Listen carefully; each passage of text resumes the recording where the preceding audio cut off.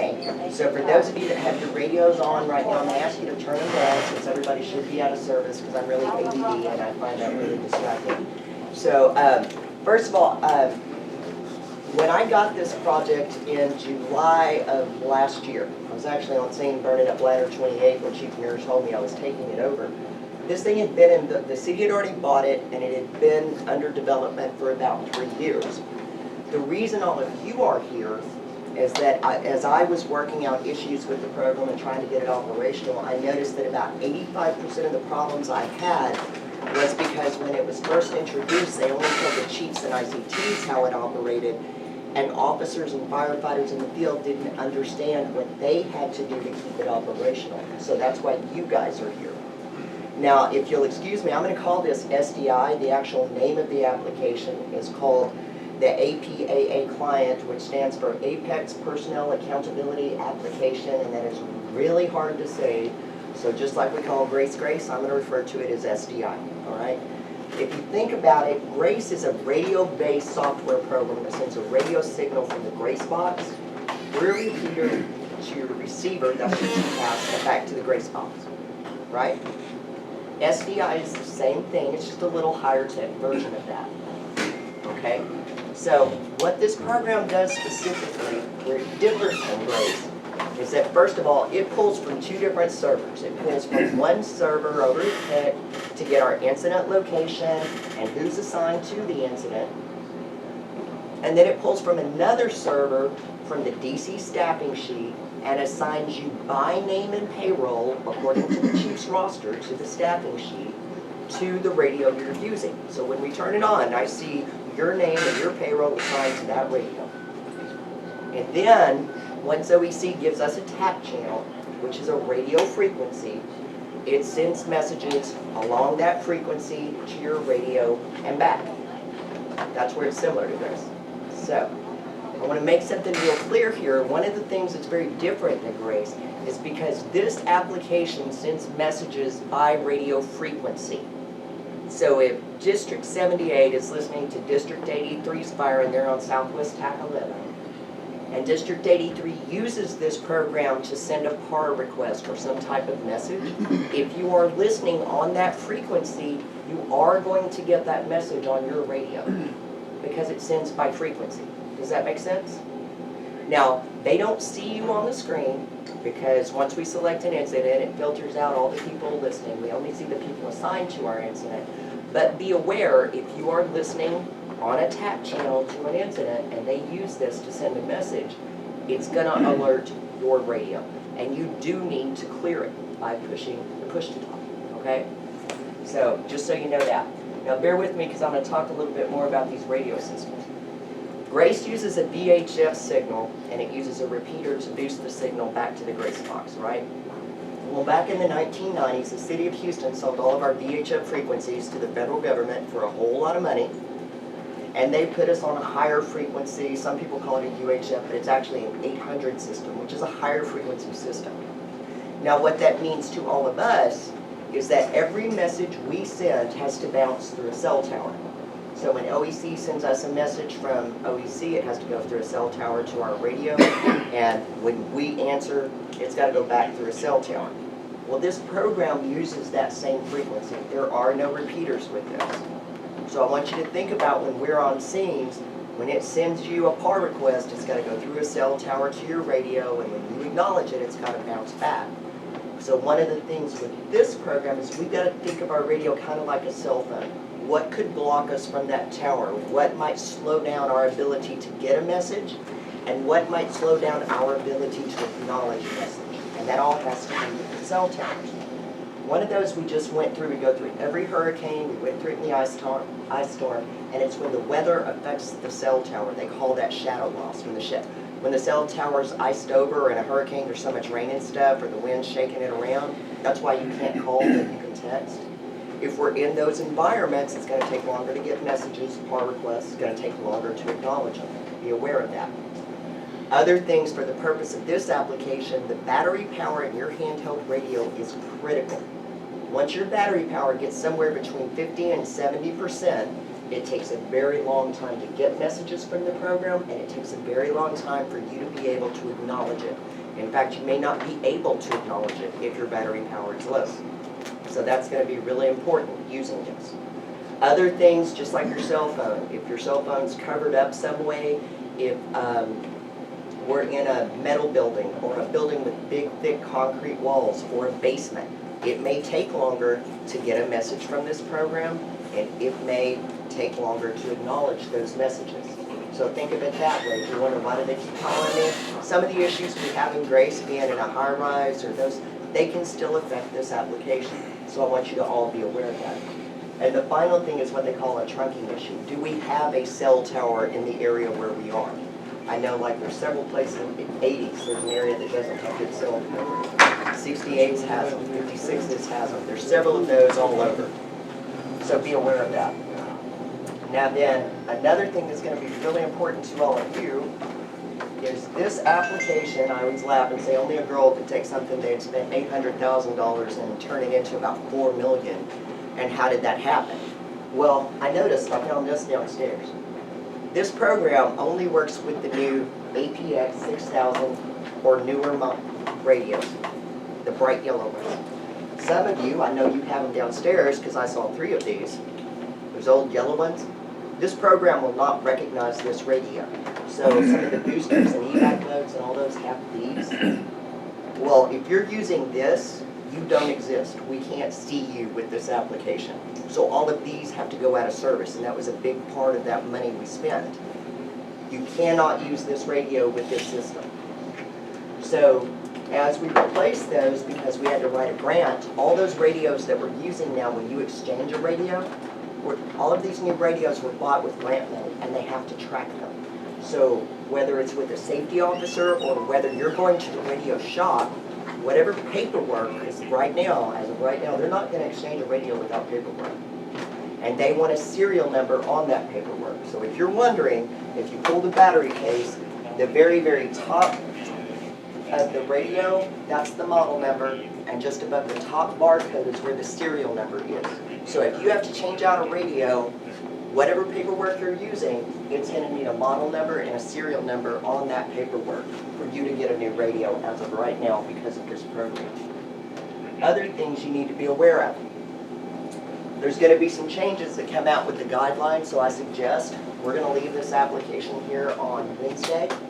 So there's some things we need to get in the habit and start doing right now. Everyone changes their battery when they come on shift in the morning at 6:30. Now, in the guideline, and for your safety, we're going to start changing batteries twice a day, 6:30 and 18:30, either before or after dinner. Because remember, if your battery, portable radio battery, is not full, you can't get messages, you can't get pull requests, or you might not be able to acknowledge them. So if you guys are on a big extended incident, like a multiple alarm, or you're one of those people on the medic units, you run around, your radios are on all day, battery changes twice a day now. Also, morning radio checks. OEC, May 1st, is going to change how we check radios. And I'm not sure what their decision on how they're going to do that is as of yet. Okay? Why are they doing that?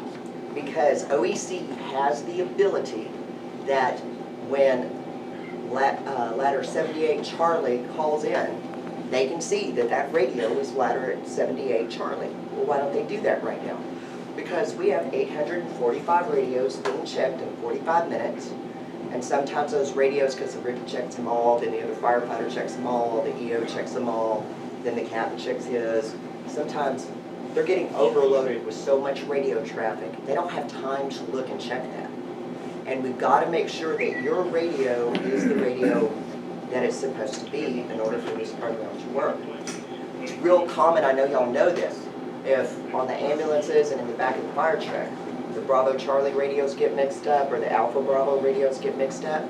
And since if you're the Bravo firefighter that's in Mayday, but we're looking at the Charlie radio, you see where that can cause some confusion? So, if they ever tell you Bravo you're showing is Charlie, swap them out. Same thing on the ambulances. If you were to ever get a call and they said engine 57 Alpha, you're showing up as ambulance 46 Bravo, how could that even happen? Well, these radios hold up to 26 different unit identifiers. And in the past, before this application, when you changed out a radio, when you got a new radio, they would go, Oh, they would just add another identifier onto it. But if they don't take those old identifiers off, we can pick one of those up using this application. Or we may not see your radio at all. So let me explain that in just a moment. In District 6 on the D shift ran a drill for me using this application. Ladder 16 captain changed out his radio before the drill, and the morning of the drill, ladder 16 captain comes on, he checks his radio with OEC and they say receiving well. Okay, great. Then when we run the drill, I saw the last person rostered as ladder 16 captain, and I kept seeing ambulance 49. Well, ambulance 49 isn't in District 6, and it certainly wasn't on my drill. And that's when we discovered, hey, we had to go train OEC to take all these past identifiers off. But there's still some mistakes get made. So one of the things you're going to see, and I'm going to get back to this in a moment, is if they ever tell you you're showing up as the wrong unit, the first thing we want to do is go have that radio re-entered, go to TAC 1 and say put this radio in as, how is it showing? Put it in as whatever writing position you are that day. Okay? It can happen, and that's one of the things we want to check for to make sure. When I was training OAC, they told me that some people, I didn't even know this was a thing, that some people like to play games with them in the morning and check their radio in different voices and call them in different times and mess with them. Don't do that. I didn't even know people did that. Apparently they do. So cut them some slack. Realize when they change this, the way we're checking radios, what they're doing is making sure that the radio position that you're looking at is showing in the correct position. So that if you do get in trouble, we know who that radio belongs to. So give them a chance and slow down and let them do their job to help us as well. I told you this program pulls from the DC staffing sheet. And I know with overtime and people getting called over, our roster is changing throughout the day. But everything we can do to keep that roster as up to date as possible as those staffing changes occur is critical to making sure that we know who we're looking for if something goes bad. Now what would happen if you came on at 6:30 and didn't have time to roster, or someone switched and hadn't had your roster updated? On this program, we're going to see the last person rostered in that position, and we're still going to see the radio. Okay? So is it a big deal? Maybe, maybe not. But I want you guys to keep in mind, Kevin Kulo was a line of duty death fire we had where we thought we were looking for one firefighter and we were looking for someone else entirely. So keeping our roster straight, keeping these radios straight is critical to keeping this program working correctly. Finally, I'm going to go back to that OEC thing. Just like the new thing, we change batteries twice a day. When the guideline comes out, there's going to be 2 steps now to changing out a radio. And one, that's what this is, you're going to go to OEC. When you get a new radio, you contact OEC on TAC 1 and say, put this radio in as whatever writing position you are. And the second thing you're going to do is call your ICT, and if they're unavailable, you're going to call any ICT or a safety officer. And just like OEC has to put you in the system, this program has to acknowledge that you're in the system. So what they're going to do before you ever leave the radio shop, before a safety officer ever leaves, is they're going to turn on this application and they're going to send you a message, a par request or something, and you're going to make sure you hear it. You're going to acknowledge that message by keying the mic, and they're going to make sure that they see that you've acknowledged it. And that is why I have all of you with your radios here today. And every day that we train on this, I'm going to have people with their radio, so I assure you somebody's radio is not going to work properly today. You also have a little memo about we were updating a template over the air, and if your radio beeped, turn it on and off. What we were doing was programming your radio to work with this program. And sometimes when we do those remotely, just like uploading a computer program, they don't take correctly. So we're going to correct and make sure when we leave this district on Wednesday that every radio in this district is working properly. So that's why you have your radios with you today. Okay? So anybody got questions about anything I've covered so far? You're talking about the old radios. We have the 7000s that they left us for the high water. Right, and we're going to be replacing They're going to those. be replaced, okay. But I'm telling you, if you use those radios Right. on an incident, we will not see They won't it. work after May 1st or whenever? Well, you could use them right now, but we're not going to see them. Okay, I mean, they don't exist. okay. This program can't read those radios, so we are going to replace those. Okay. Okay? So what's going to happen with Grace? So when we leave here on Wednesday, there's going to be a computer that looks just like the Grace computer, and it's going to be in the cab of the chief's car until we take Grace out of service in May. And once we take Grace out of service, I'm gonna take everything out of that Grace box. And we're gonna put that computer in the Grace box. Okay, so great, accountability is gonna run like it's always run. And then we're gonna bring chiefs and ICTs back because this program does a whole lot more than just accountability. And we're gonna bring them back for additional training on that, and we're gonna give them a little tablet just like this so that while accountability is running, Chief can do his thing on his little tablet, and we may have 6 or 7 of these things running on a scene. So as we train today, not only am I checking your radio and I'm going to show you how to run accountability, but I want to demonstrate some of the things we're going to show Chief so it doesn't catch you by surprise. Now maybe your chief will use these features, maybe not, but you might work overtime or somewhere else with a chief who does. So I just want to demonstrate some things that Chief could do if Chief chose to do them. I'm going to demonstrate those for your training today so you understand what's going on and it doesn't cause confusion. Questions about that? So in a second, we're going to start this up. I'm going to make Mr. Burton move so Perry can sit there, not yet. Before we start it up and I make Mr. Perry go to work, I want you to understand what we're looking for and what you're going to see. First of all, with this application, I can see any radio that